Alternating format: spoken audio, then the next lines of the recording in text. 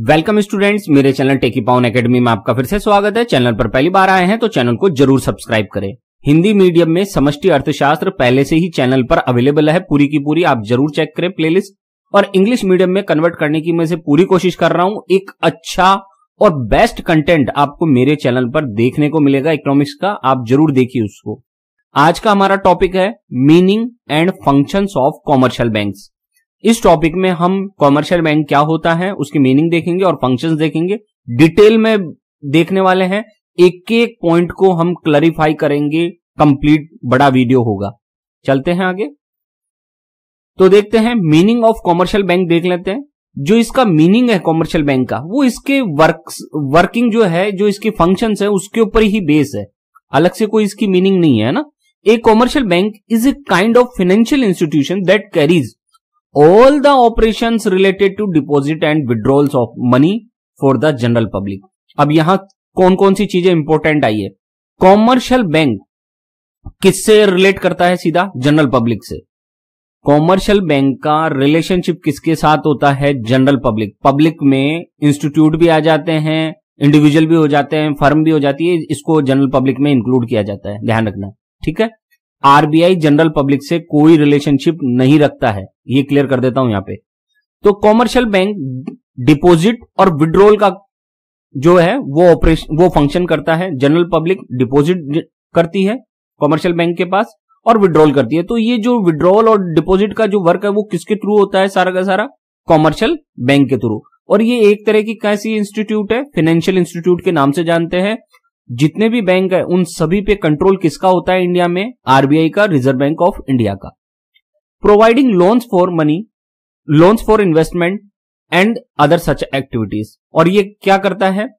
Commercial जो bank है वो लोन देता है, इन्वेस्टमेंट के लिए भी देता है, और अदर सच एक्टिविटीज होती हैं वो अभी हम डिफाइन करेंगे, उसके ऊपर भी लोन देता है। Commercial banks accept people's money as deposit. जैसा कि मैंने कहा, कॉमर्शियल बैंक का सबसे पहला वर्क क्या है? एक्सेप्ट करना डिपॉजिट को। फिर सेकंड वर्क क्या है? लैंड मनी, मनी को लैंड देना to people as loans when they need money. जब भी उनको जरूरत हो लोगों को, तब उनको मनी लैंड के रूप में देना, उसका क्या है? कॉमर्शियल बैंक का ये वर्क होता है, और यही वर्क उसका मीनिंग बन जाता है। One of the major functions of commercial bank at present has become the creation of credit. आजकल जो मेजर फंक्शन है कॉमर्शियल बैंक का, सबसे बड़ा जो कोई फंक्शन है कॉमर्शियल बैंक का, वो आज के टाइम में क्रेडिट, क्रिएशन ऑफ क्रेडिट या क्रेडिट क्रिएशन बन चुका है। ये तो इसकी मीनिंग है, ठीक है। अब हम चलते हैं फंक्शंस ऑफ कॉमर्शियल बैंक देखने के लिए। इसके टू टाइप्स के फंक्शंस हैं, प्राइमरी फंक्शंस ए और बी है सेकेंडरी फंक्शंस। फिर आगे देखते हैं ए प्राइमरी फंक्शंस। अब प्राइमरी फंक्शंस देखने वाले हैं हम सारे के सारे। नंबर 1 है accept deposit। The first function of any commercial bank is to accept the deposit from the firm and individuals। चाहे कोई फर्म हो या इंडिविजुअल, जो भी पैसा डिपॉजिट करता है वो कौन एक्सेप्ट करता है? Commercial bank. इसीलिए फर्स्ट फंक्शन क्या है? एक्सेप्ट डिपॉजिट कॉमर्शियल बैंक का। For this purpose the following accounts are used. और इस पर्पज के लिए, किस पर्पज के लिए? डिपॉजिट एक्सेप्ट करने के लिए अलग अलग तरह के अकाउंट खोले जा सकते हैं। कौन कौन से अकाउंट होते हैं, उनके फीचर्स क्या हैं? चलते हैं कंप्लीट इस बड़े टॉपिक की तरफ। टाइप्स ऑफ बैंक अकाउंट कितने टाइप के होते हैं? 4 टाइप्स होते हैं। अब आगे बढ़ते हैं तो पहला नंबर का देख लेते हैं हम, सेविंग अकाउंट। ये क्या होता है saving account? Any person can open A saving account in bank. कोई भी व्यक्ति भारत में सेविंग अकाउंट खोल सकता है बैंक में, कोई प्रॉब्लम नहीं है। Savings account is made for saving. सबसे पहली बात क्लियर कर ले, सेविंग अकाउंट किसके लिए बना है? सेविंग के लिए, तभी उसका नाम क्या है? सेविंग्स अकाउंट सेविंग के लिए बना है। आपके पास जो पैसे होते हैं, जो मनी होती है, आप उसको सेव कर सकते हैं, इसीलिए सेविंग्स अकाउंट बना हुआ है। And savings account earns interest. और जाहिर बात है, जब हम बैंक में पैसा जमा करेंगे, डिपॉजिट करेंगे मनी, तो आपको क्या मिलेगा बदले में? Interest. Savings account holders can withdraw and deposit their deposits from the bank at any time. Saving account जो होल्डर होता है, जिसका सेविंग अकाउंट है जिस पर्सन का, वो विड्रॉ भी कर सकता है पैसा और डिपॉजिट भी कर सकता है जब चाहे जब। There is no restriction on depositing money. ध्यान देना, मनी जमा करने पर, डिपॉजिट करने पर किसी प्रकार की कोई पाबंदी नहीं है, कोई रिस्ट्रिक्शन नहीं है। Any number of times you can deposit money, but there is restriction on how many times you can withdraw money. पैसे जमा करने पर, डिपॉजिट करने पर किसी प्रकार की कोई रिस्ट्रिक्शन नहीं है, लेकिन अगर मनी निकालना चाहते हो, विड्रॉ करना चाहते हो मनी को, तो उस पर रिस्ट्रिक्शंस है कि कितने टाइम्स आप मनी विड्रॉ कर सकते हैं। You can withdraw money from the savings account only with in the limit fixed by the bank. Her bank की अपनी अपनी लिमिट होती है कि एक महीने में, 1 मंथ में आप कितनी बार मनी विड्रॉ कर सकते हैं अपने सेविंग्स अकाउंट पे, उसकी लिमिट होती है। उस लिमिट से अगर ज्यादा आप विड्रॉ करते हैं एक महीने में, 1 मंथ में, तो उसके लिए आपको क्या करना पड़ता है, कोई चार्ज देना पड़ेगा बैंक को। A fee is levied for withdrawing money over and above that limit. जैसा कि मैंने बताया, अगर जितनी, मान लीजिए बैंक ने कह रखा है 5 टाइम्स तक आप विड्रॉ कर सकते हैं मनी 1 मंथ में, और अगर आप 5 टाइम्स से ज्यादा अगर विड्रॉ करते हैं तो उस पर आपको क्या देना पड़ेगा, एक चार्ज देना पड़ेगा जो बैंक लगाएगा। ठीक है, हम सभी जानते हैं, हमने बचपन में ये देखी होगी, आप जानते होंगे, इसको गुल्लक कहते हैं। ठीक है, ये मनी बैंक गुल्लक हमारा सबसे एंटिक रहा है। इसमें हम पैसे जमा करते हैं और जब पैसे जमा करने के बाद हम निकालते हैं तो खूब सारा पैसा हो जाता है। तो यही सेविंग्स है। हमारे इंडियन कल्चर में हमको बचपन से ही सेविंग करना सिखाया जाता है कि कैसे पैसे को सेव किया जाए, और उस सेव पैसे से फिर हम कोई बड़ा अमाउंट जब हमारे पास इकट्ठा हो जाता है तो हम उससे परचेजिंग कर लेते हैं। तो सेविंग्स हमेशा इंपॉर्टेंट है, चाहे से आप चाइल्ड हो, आप या आप यंग हो, या आप और ज्यादा ओल्ड हो चुके हो। ठीक है, फिर आते हैं हम करंट अकाउंट। सेकंड नंबर का अकाउंट है current account. Businessman, companies, institutions like schools, college, hospital etcetera can open this account. ध्यान दें, ये करंट अकाउंट हर किसी के लिए नहीं होता। जो बिजनेसमैन होते हैं, जो कंपनीज होती है, जो इंस्टीट्यूशंस होते हैं, वही इस अकाउंट को खोलते हैं। क्यों?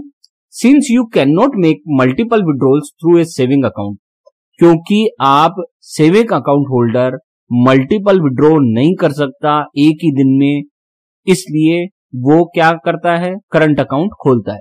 It is mandatory for such large amount account holders to open a current deposit account.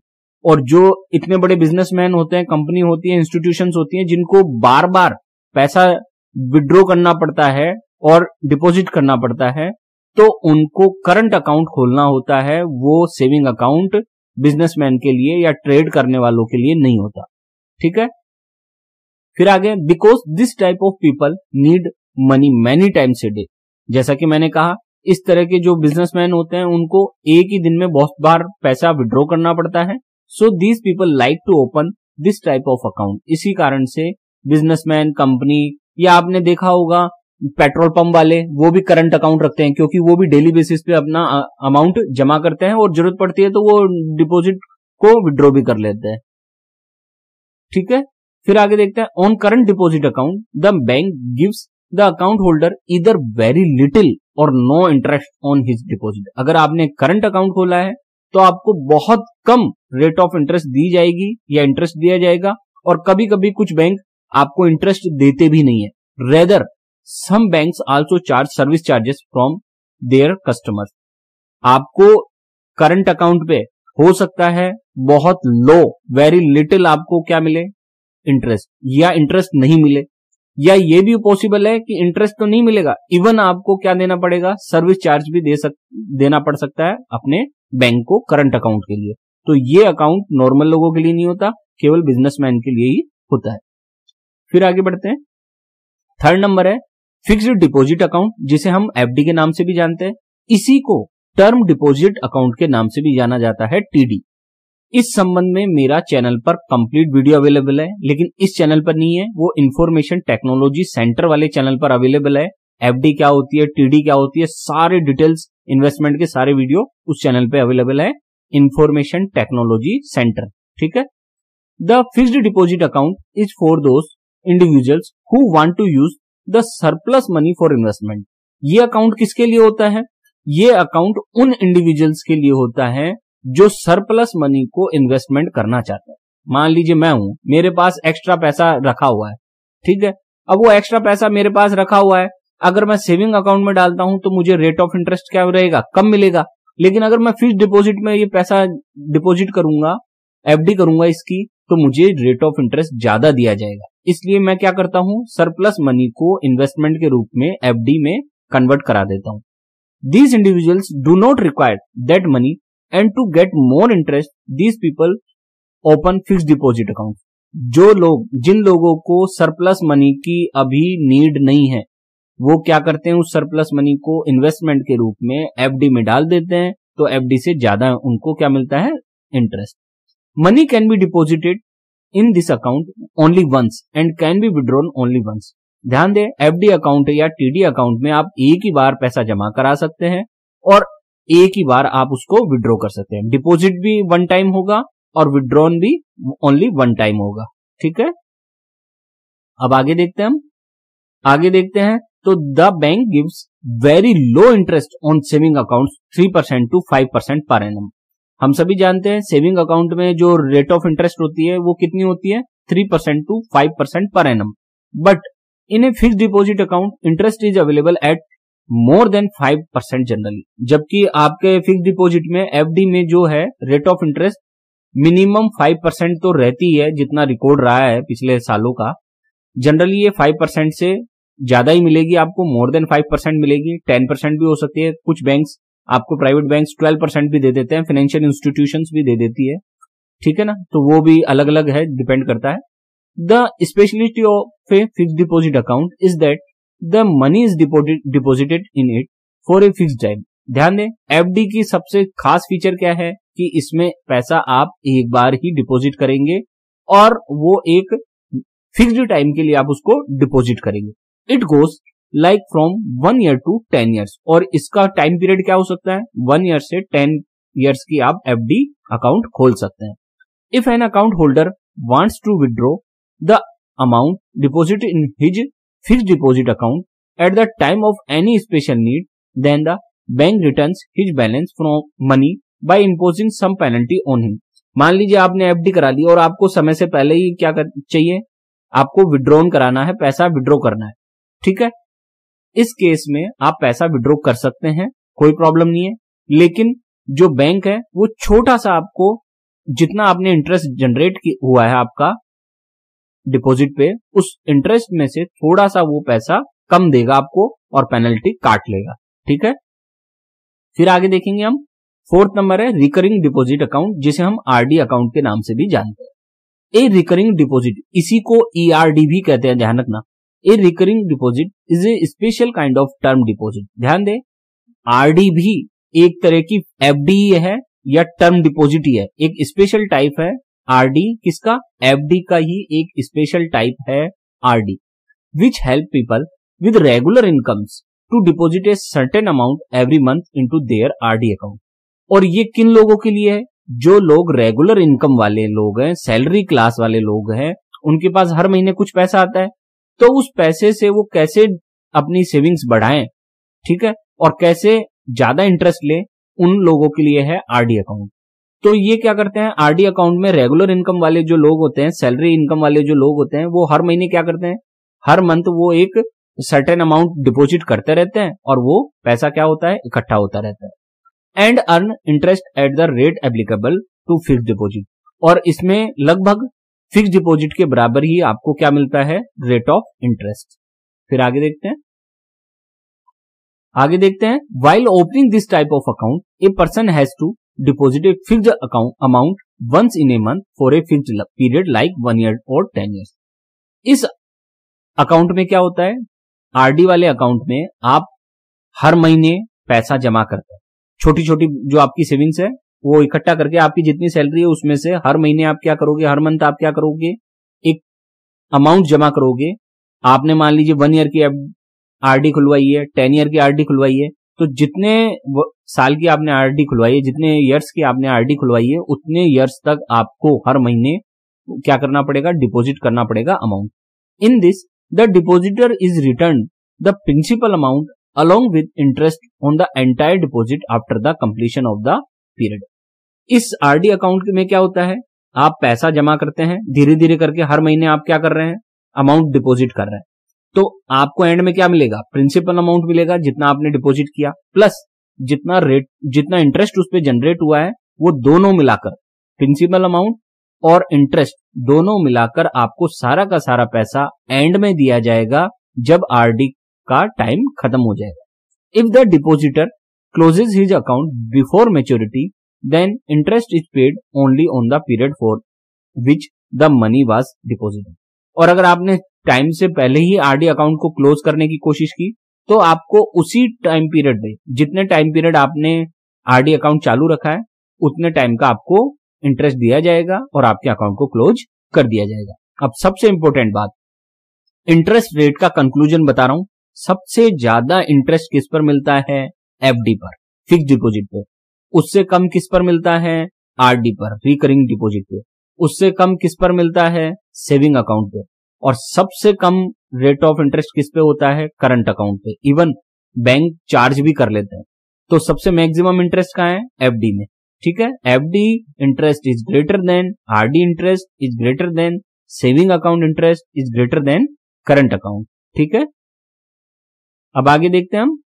तो ये छोटा सा मैं एक पिक्चर लाया हूं। हम सभी जानते हैं सेविंग्स बहुत इंपॉर्टेंट होती है, और अगर आप सैलरी क्लास लोग हैं तो निश्चित रूप से आपको आरडी अकाउंट जरूर खुलाना चाहिए, क्योंकि ये छोटी छोटी सेविंग्स को एक बड़ा पहाड़ बना देता है। आप देख सकते हैं मेरे इन पिक्चर्स में, यहां एक पर्सन है, दो, ठीक है, इन्होंने भी अपनी सेविंग्स की, और देखिए कितना बड़ा पहाड़ हो गया पैसों का।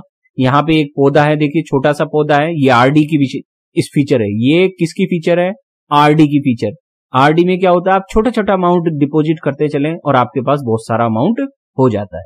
अब आगे बढ़ते हैं। अब देखते हैं second function. First function complete हो गया है, प्राइमरी फंक्शन का फर्स्ट फंक्शन कंप्लीट हो गया है, और अब प्राइमरी फंक्शन का ही सेकंड फंक्शन देखने वाले हैं, providing loans. The second most important function of the commercial bank is to give loans. हम सभी जानते हैं बैंक ने डिपॉजिट ली है, तो वो डिपॉजिट किस लिए ली है, लोन देने के लिए तो ली है, वरना उसकी इनकम कैसे होगी। The rate of interest charge by the banks on loans is higher than the rate of interest paid by the banks on deposit. Simple सी बात, आपने पैसा जमा कराया, डिपॉजिट किया, उसके ऊपर 5% इंटरेस्ट दे रहा है बैंक आपको, और कोई और पर्सन लोन लेने के लिए आया, उससे ले रहा है 15% का इंटरेस्ट, तो उसकी कमाई कितनी हुई, कितना उसको अर्निंग हुई, 10% उसकी अर्निंग होती है। जितना वो डिपॉजिट पर रेट ऑफ इंटरेस्ट देता है और जितना वो लोन पर रेट ऑफ इंटरेस्ट लेता है, उसका डिफरेंस ही क्या है, बैंक की इनकम। बैंक केवल एंट्रीज चेंज करता जाता है और पैसा कमाता जाता है। This is the main source of income of commercial bank. यही मेन सोर्स है कॉमर्शियल बैंक की इनकम का सबसे बड़ा। The following method are used for this. और इसके लिए कौन कौन सी मेथड यूज की जाती है, सबसे पहले मैं बता दूं, लोन कई टाइप्स के हो सकते हैं, vehicle loan, property loan, personal loan, business loan, और भी कई टाइप्स के लोन हो सकते हैं। तो देखते हैं कौन कौन सी मेथड यूज की जाती है इसके लिए, लोन देने के लिए। Number 1, granting loans and advances. ये देख लेते हैं। The most important function of the commercial bank is to give loans and advance. Bank सबसे पहला क्या करता है, लोन या एडवांस देता है। Loans granted by commercial banks are generally for long term and are given against securities. अब loan और एडवांस में अंतर होता है। लोन क्या होता है, लोन लॉन्ग टर्म के लिए दिए जाते हैं और सिक्योरिटी के अगेंस्ट में लोन दिए जाते हैं, ठीक है। जबकि एडवांस क्या होते हैं, advances are given by a bank only for short span of time. Advance किस लिए दिए जाते हैं, शॉर्ट टर्म के लिए दिए जाते हैं। जनरली 1 ईयर तक के पीरियड के लिए एडवांस दिया जाता है। The advance will be facilitated only if the borrower meets specific conditions as outline by the bank. और एडवांस उसी को मिलता है जो बैंक की कुछ स्पेशल कंडीशंस होती है, उसको फुलफिल करते हैं, तभी उन्हें एडवांस मिलता है। तो ये हो गया लोन और एडवांस में अंतर। फिर सेकंड पॉइंट देखते हैं हम, ओवरड्राफ्ट फैसिलिटी। इसके थ्रू भी लोन दिया जाता है। An overdraft facility provided by the bank allows you to withdraw more money than what is available in your account up to a particular approved limit। इसमें क्या करते हैं, ओवरड्राफ्ट फैसिलिटी क्या होती है, आपके अकाउंट में मान लीजिए 10,000 रुपए, और आपको निकालने हैं 15,000 रुपए, तो वो 15,000 रुपए कैसे निकालोगे? अगर बैंक ने आपको ओवरड्राफ्ट की लिमिट दे रखी है, उतना पैसा आप एक्स्ट्रा निकाल सकते हैं अपने अकाउंट से। आपके अकाउंट में नहीं है पैसा, लेकिन जितनी ओवरड्राफ्ट फैसिलिटी बैंक ने आपको प्रोवाइड कर रखी है, उतना पैसा आप फिर भी निकाल सकते हैं। इसी को ओवरड्राफ्ट लोन या ओवरड्राफ्ट फैसिलिटी कहा जाता है। मेरे अकाउंट में 1 रुपया भी नहीं है, लेकिन बैंक ने मुझे 50,000 की ओवरड्राफ्ट की लिमिट दे रखी है, तो मैं वो इंस्टेंट वो ओवरड्राफ्ट यूज कर सकता हूं। इंस्टेंट 50,000 मैं पेमेंट कर सकता हूं। It is like a short term credit agreement between you and your bank. और ये क्या है? शॉर्ट टर्म क्रेडिट होता है, एक अग्रीमेंट है किसके बीच में? बैंक के बीच में और आपके बीच में। आपको शॉर्ट टर्म के एक तरह से लोन मिल जाता है यहां पे। Initially current account meant for business transactions were offered the overdraft facility. पहले क्या होता था? ये ओवरड्राफ्ट फैसिलिटी केवल करंट अकाउंट वालों को मिलती थी, जो कि बिजनेस पर्सन होते थे, फर्म इनको मिलते थे, ठीक है। However now most bank account holders can avail of this facility as current account holders, salary account holders, saving account holders और डिपॉजिट अकाउंट होल्डर्स। पहले तो ये क्या है, जो ओवरड्राफ्ट फैसिलिटी होती थी वो केवल करंट अकाउंट वालों को ही मिलती थी जो बिजनेस करते हैं, लेकिन अब किसी भी पर्सन को ओवरड्राफ्ट की फैसिलिटी दी जा सकती है। ये बैंक डिसाइड करता है, आप नहीं, ये बैंक डिसाइड करता है कि किस पर्सन को कितनी ओवरड्राफ्ट फैसिलिटी दी जा सकती है उसके काम के आधार पर। फिर आगे देखते हैं टाइप्स ऑफ ओवरड्राफ्ट, देख लेते हैं जल्दी से कौन कौन से होते हैं। ओवरड्राफ्ट अगेंस्ट सैलरी भी मिल सकता है। आप अगर सैलरी पर्सन है तो अगर सैलरी अकाउंट खुला रखा है तो आपको ओवरड्राफ्ट की फैसिलिटी बैंक देता है। Overdraft against house of property, house और प्रॉपर्टी के आधार पर भी ओवरड्राफ्ट मिल जाता है अगर आपके नाम पर कोई है। फिक्स डिपॉजिट के आधार पर भी ओवरड्राफ्ट मिल जाता है। इंश्योरेंस पॉलिसीज के बेस पर भी ओवरड्राफ्ट मिल जाता है। और इक्विटी इन्वेस्टमेंट अगर आपने कर रखा है उस बैंक में, तो वहां से भी वो उसके बेस पर आपको ओवरड्राफ्ट फैसिलिटी दे देता है। फिर आगे बढ़ते हैं। थर्ड है cash and credit. Cash credit क्या होता है? देखिए, under this the bank gives a certain amount of loans to the customer on the basis of security of traded goods, accepted securities, shares, bonds etcetera. Cash credit क्या होता है? Cash credit भी एक तरह का शॉर्ट टर्म का loan होता है, और वो किसके बेस पे दिया जाता है? ट्रेडेड गुड्स के आधार पर दिया जाता है। एक्सेप्टेड जो सिक्योरिटीज होती हैं, शेयर्स होते हैं, बॉन्ड्स होते हैं, उसके आधार पर वो कैश क्रेडिट दिया जाता है। देखिए आगे और इसको समझ लेते हैं। Cash credit CC is a short term loan offered to companies. और ये किसको मिलता है? शॉर्ट टर्म लोन है, किसको मिलता है? कंपनीज को मिलता है, बिजनेसमैन को मिलता है और फाइनेंशियल इंस्टीट्यूट को मिलता है, to meet their working capital requirement. किस लिए मिलता है? उनकी वर्किंग कैपिटल की जो रिक्वायरमेंट है उसके लिए कैश क्रेडिट दिया जाता है बैंक्स के द्वारा। While overdraft facilities credit funding offered by banks to individuals and companies to withdraw money from the banks in which they have accounts, even if their account balance is low, zero और balance below. Overdraft facility किसको मिलती है? Overdraft facility individual को मिल सकती है और company को मिल सकती है, बिजनेसमैन को मिल सकती है, जबकि कैश क्रेडिट केवल कंपनी और बिजनेसमैन को ही मिलता है।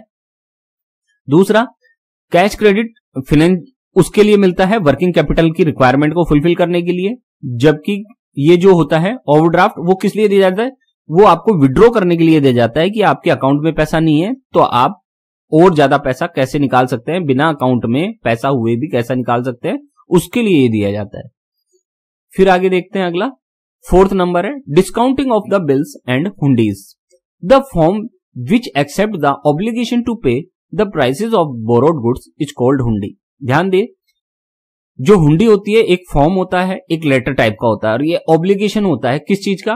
कि किसी ने अगर गुड्स को खरीदा है, परचेज किया है, ठीक है, तो और उसने वो बोरोइंग की है, कोई पेमेंट नहीं दी, तो उसका एक लेटर होता है, उसी को हुंडी कहा जाता है। एक तरह से अग्रीमेंट है ये कि मैंने कोई मान लो कोई परचेज की गुड्स, मेरे पास अभी पैसा नहीं है, ठीक है, मैं फिर भी वो परचेज कर रहा हूं, बोरो कर रहा हूं, तो वो एक लेटर हो जाएगा मेरा अग्रीमेंट का कि इतना पैसा आपको सेलर को देना है, ठीक है, उसी को हुंडी कहते हैं। फिर आगे क्या होता है देखिए, these are letters of credit which are payable over a certain period of time as an order for payment of goods sold.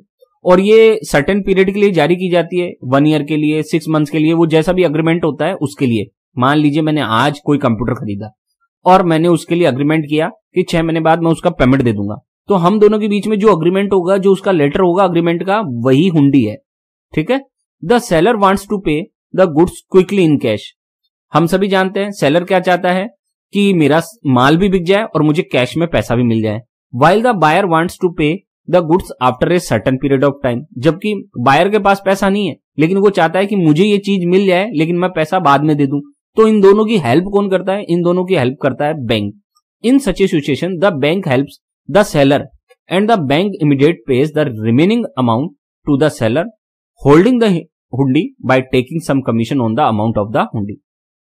मान लीजिए मेरे और किसी सेलर के बीच में, मैं बायर हूं, मैंने अग्रीमेंट किया किसी सेलर से मुझे 10 कंप्यूटर दे दो, ठीक है 10 कंप्यूटर दे दो। हम दोनों के बीच में एग्रीमेंट हो गया कि मैं आपको 6 महीने बाद इस तारीख को पेमेंट कर दूंगा, और वो लेटर मैंने साइन करके उसको दे दिया, किसको? सेलर को।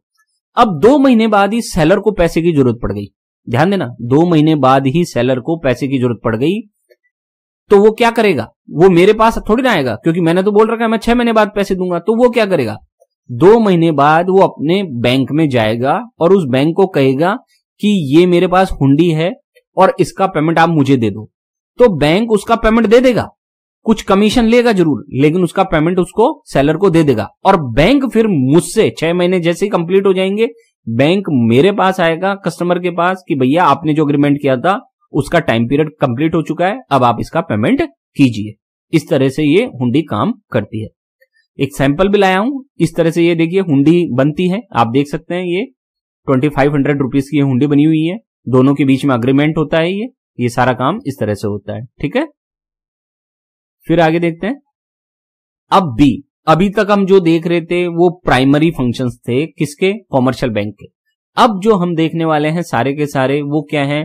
Secondary functions. तो अब हमारा बी पॉइंट स्टार्ट होता है सेकेंडरी फंक्शंस, जिसमें पहला फंक्शन है credit creation. At present one of the most important function of A commercial bank is credit creation. आज की तारीख में अगर कॉमर्शियल बैंक का एक बहुत जबरदस्त वाला अगर कोई फंक्शन है तो उसे हम क्रेडिट क्रिएशन कहते हैं। Credit creation refers to a situation in which a commercial bank creates many times more credit than primary deposit.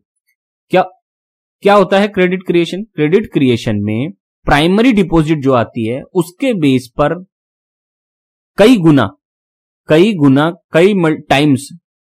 गुना क्या किया जाता है? मनी का क्रिएशन कर दिया जाता है। इसी को क्रेडिट क्रिएशन कहते हैं। इसको और देखते हैं, देखो credit creation refers to the creation of many fold money by commercial banks on the basis of initial deposit. इसमें क्या होता है? सिंपल सी बात यह है, क्रेडिट क्रिएशन का मतलब यह है कि आपके पास आपने कुछ बैंक में पैसा जमा कराया, ठीक है, डिपॉजिट किया इनिशियल अमाउंट।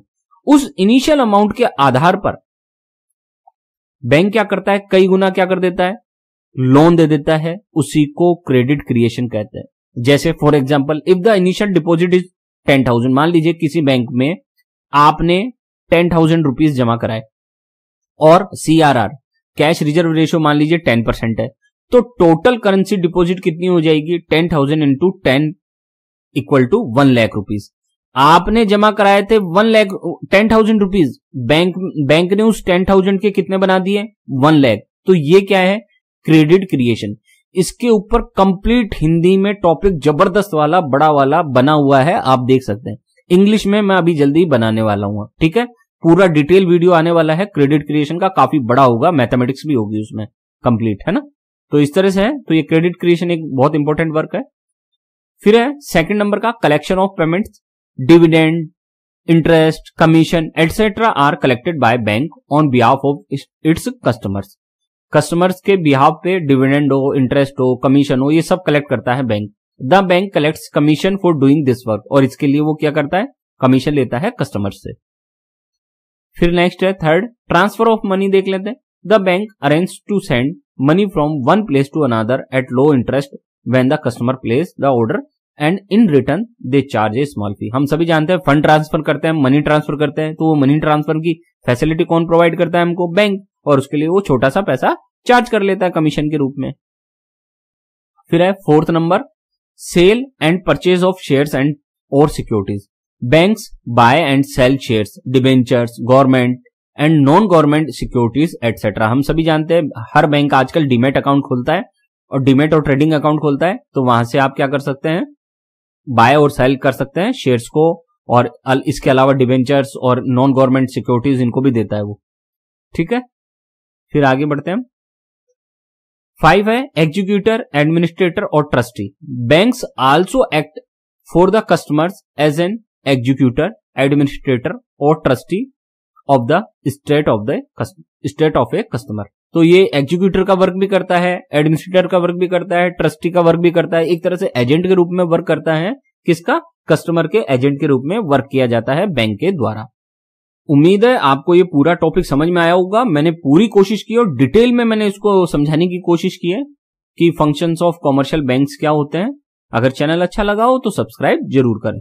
स्टूडेंट्स, मेरे 2 चैनल हैं, एक है टेकी पावन एकेडमी, दूसरे का नाम है इंफॉर्मेशन टेक्नोलॉजी सेंटर। यूट्यूब के हैं दोनों चैनल। टेकी पावन एकेडमी पर आपको सारा एजुकेशनल कंटेंट मिलेगा इकोनॉमिक्स के बारे में, और इंफॉर्मेशन टेक्नोलॉजी सेंटर पर आपको share market, NPS, CCS NPS rules, PPF, fixed deposit schemes, gold investment schemes, SBI schemes, post office की स्कीम्स, एमएस एक्सेल की मास्टर सीरीज, कंप्यूटर और मोबाइल के सॉल्यूशंस और बेस्ट इन्वेस्टमेंट प्लान की 100% सही और संपूर्ण जानकारी मिलेगी।